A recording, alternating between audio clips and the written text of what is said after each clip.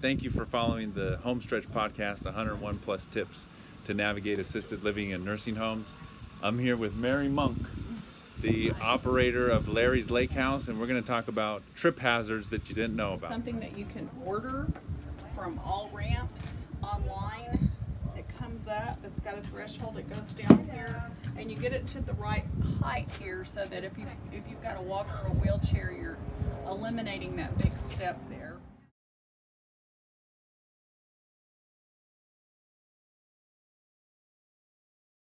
When we put this transition step here, it provides a cue, a physical cue when they hit this.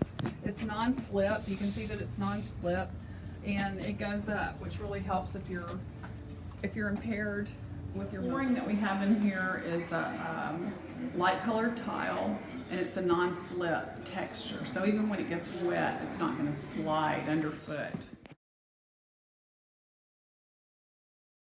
One of the things that we deal with is people sometimes don't have good vision. As they get older, their vision may be impaired.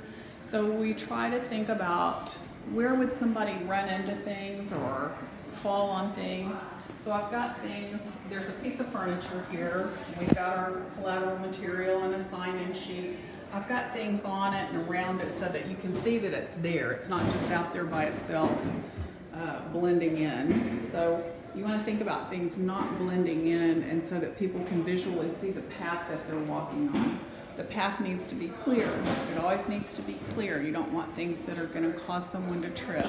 Sometimes people want to have area rugs on the floor for decorative reasons, but when you have someone who's elderly, maybe their vision's impaired, maybe their gait is impaired, and you don't want them to fall, we want to prevent those falls, don't put area rugs down, because they can bunch up on the ends, they can get curled up on the ends, and even if they're not curled up on the ends, you can catch your toe on them and trip over them, and we want to prevent that. So put a plug on this freestanding sofa would either go across the floor over here, which you can see somebody can easily trip on a plug if it were going across here.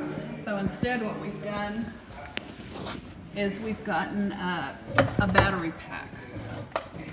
So we have a battery pack that's rechargeable. You can buy these or order these from any furniture store. I think you can also get them online, and you plug it into these chairs, and then you don't have a trip. All right, so now we're going to talk a little bit about socks. We're going to talk about shoes, socks and shoes. A lot of times the elderly have diabetes, either type 1 or type 2, and so a closed-toed shoe is going to protect their feet.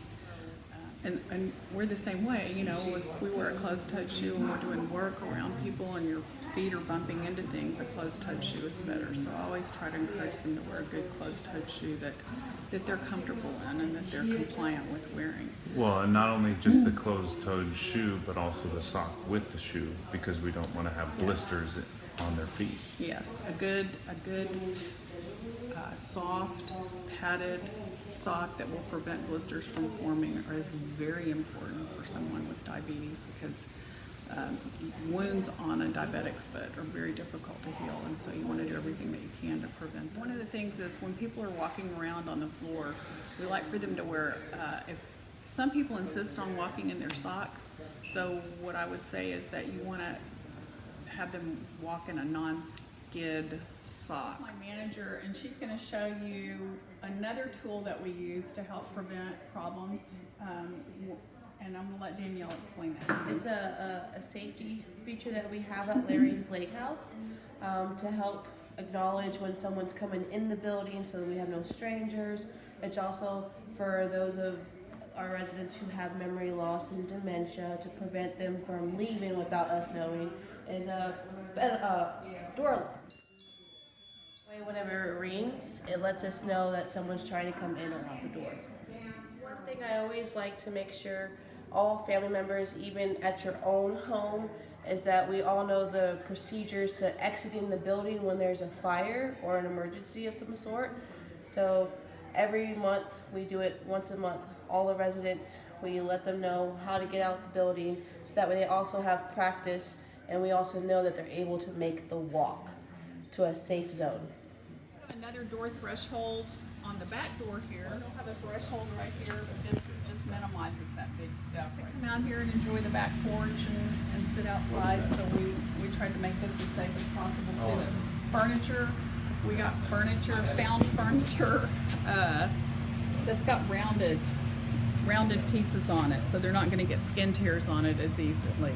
So skin tears are another big thing as people get older because their skin gets a little bit thin, and so.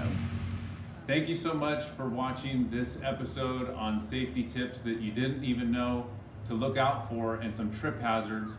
I want to thank Mary Monk and the Larry's Lake House team, as well as you for taking an interest in watching our YouTube channel.